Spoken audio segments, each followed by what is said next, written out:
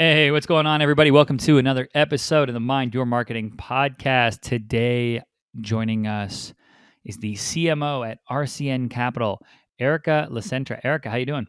Good, good. How are you? I am doing well. Excited to have you on the show. Talk all things mentorship. Before we get into that, though, I want to pass the mic to you. I want to hear your story. How did you find your way into marketing and ultimately to sitting in the C-suite? I've always had a passion for marketing and advertising. It's what I went to college for.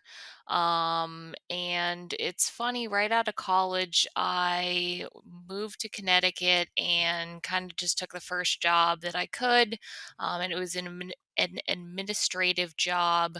And then I actually had the good fortune to go to a trade show out in Las Vegas in my administrative assistant role, where I ran into the CEO of RCN Capital at a closing party. And then he and I got to talking. He said that RCN had an open entry level marketing position. I talked about my background. And then by the time I was back in Connecticut, I had an interview lined up. So it was really quite a bit of kind of serendipity getting that position at RCN. All the pieces kind of fell into place. But from there, it was really just kind of working my butt off to really get everything going with RCN. RCN was going through a transition. At the time, they were Rehab Cash Now. They had absolutely no one in their marketing department. The department position had been vacant for about 3 months at that point, so it was really quite a mess. They were going through a brand, just complete brand shift. Totally trying to figure out what their positioning was in the industry, and that all kind of fell into my lap. So it was quite the undertaking for somebody who had just come out of college and transitioned from an administrative assistant role, and the rest is kind of history. I love it. So, Um, so you come into RCN and you come in the entry level role and you've worked your way up to CMO, and I think that's unreal. And it's a definitely a grind, and obviously you've done it. But now I want to talk a little bit. How important was the mentorship, I guess, within RCN, or was it in the industry? Like, what allowed, not allowed, or what facilitated it, or really helped with regards to fueling your growth from entry level to sitting in the C suite. Um, lots of learning along the way and everything. But was there specific? Did you reach out for mentors? Did someone kind of take you under their wing? Walk me through what happened there. so I definitely think that the culture within RCN to begin with was extremely welcoming and continues to be extremely welcoming, which is one of the reasons why I think I really was able to thrive. The individual that was in charge of business development at the time, who's unfortunately no longer with the company, he really took me under his wing. And I'll never forget, like, every single day that I came into the office, he would have articles about the industry on my desk ready for me to go, and was just like trying to teach me as much about the private lending, the private financing, hard money, really as much about the industry as I could kind of learn. And I think really without that kind of mentorship and without that kind of guidance, I really wouldn't have known what I was doing, because I didn't really have any understanding about hard money or, private lending or commercial financing up until that point. I had definitely had the foundation of marketing and advertising from my time in college, but, this industry was completely new to me. So I think that mentorship was so valuable at that point in time to get my bearings, to be able to market those products. And then from there, too, the company at that time, I was the 11th employee, so everyone was really welcoming and helpful in establishing my baseline of knowledge.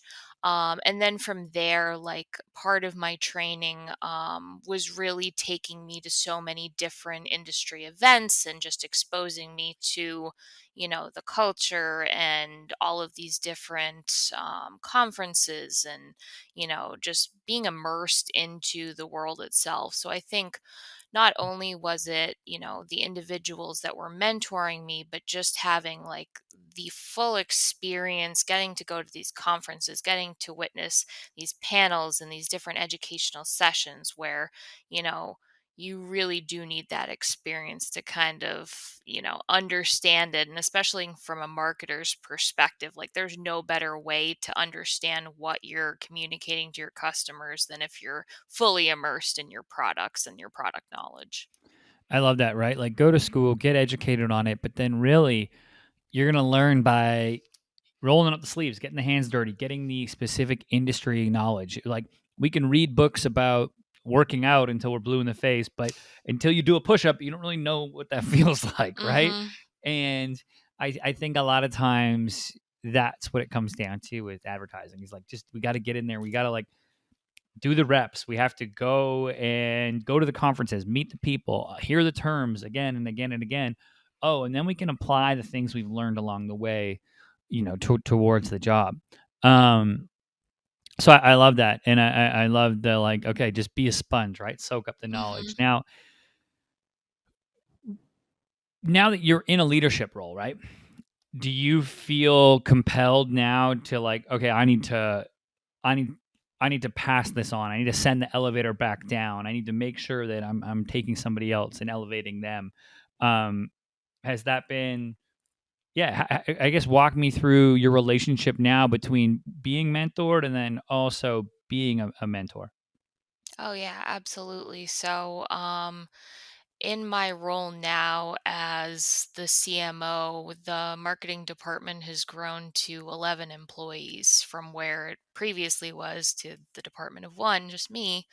And I have really made it so imperative to my strategy that one, I wanted to, as I was growing the department, make sure that I was identifying leaders as I expanded to make sure that there were places for people as the team grew, to make sure that there were management positions so that it wasn't just, making the department grow but not making sure that there was middle tier management positions for those people as the department grew. So now we have management positions within the marketing department as it grew where people could be promoted from within.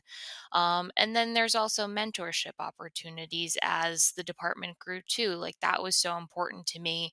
I wanted to give those people within my department the same opportunities that I had where, I was teaching them in the same way that I was kind of taught, giving them that industry knowledge, making sure they had the opportunities to attend industry conferences and trade shows and things and get that hands-on learning opportunity too. So I kind of applied a lot of the same training methods kind of that I went through because I did find a lot of that so valuable.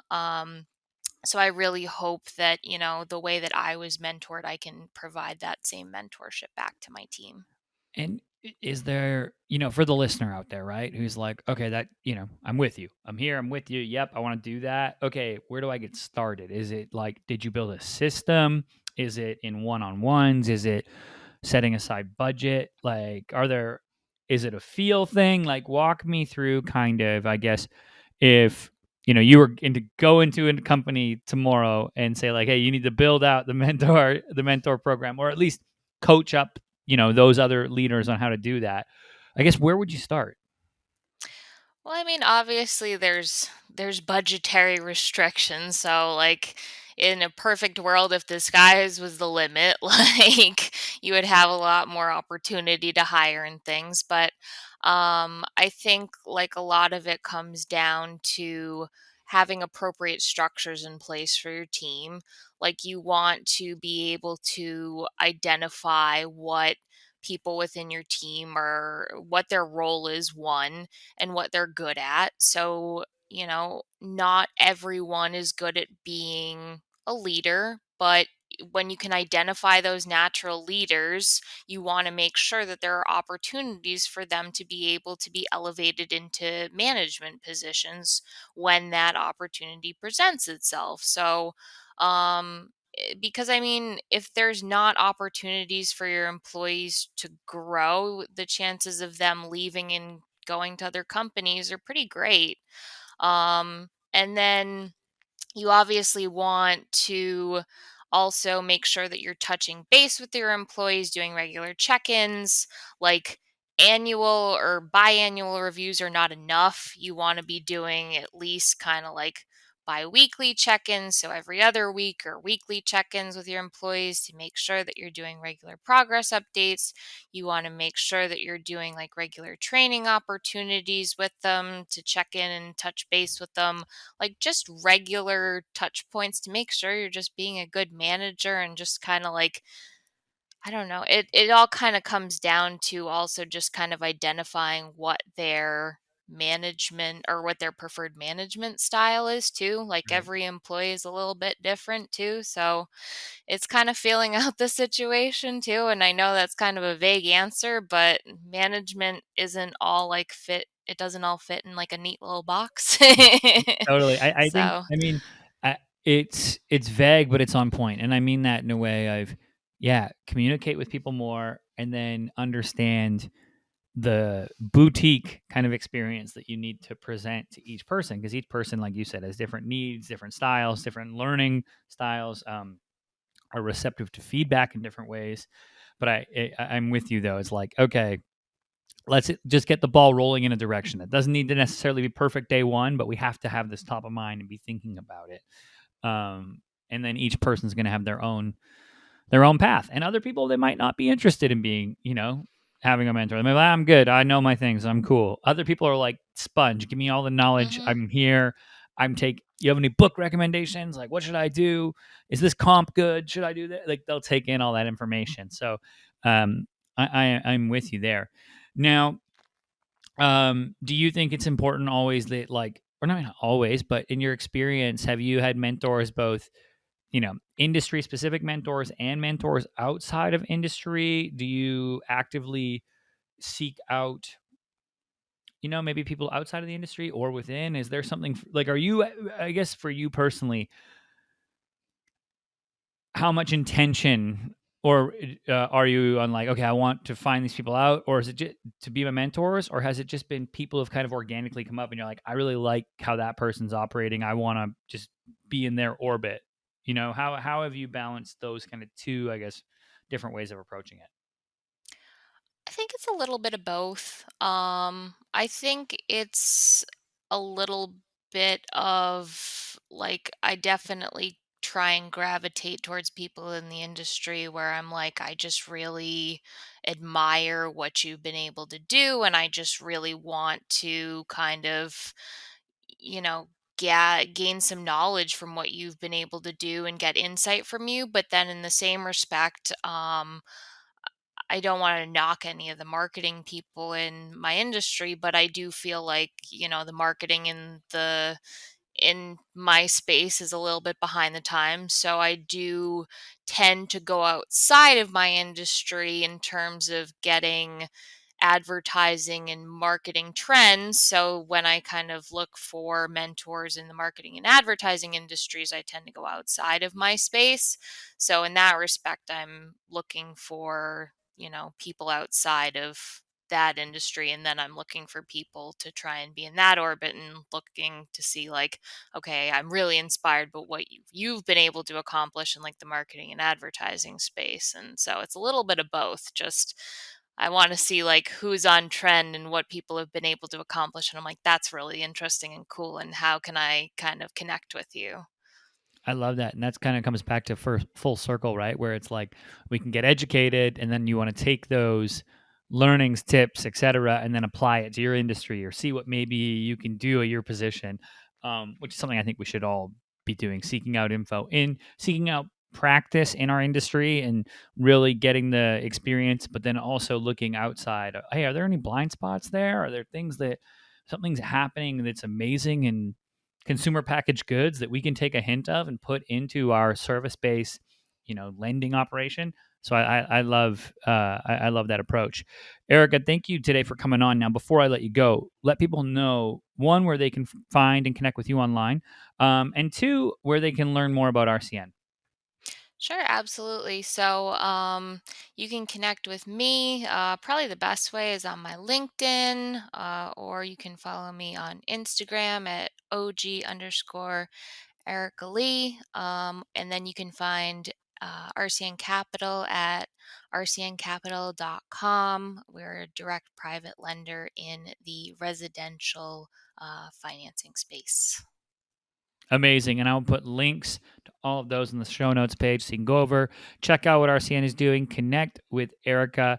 Um, yeah, go click those links, give them some love, and connect with Erica on LinkedIn. Erica, thank you so much for coming on the show today. I appreciate it.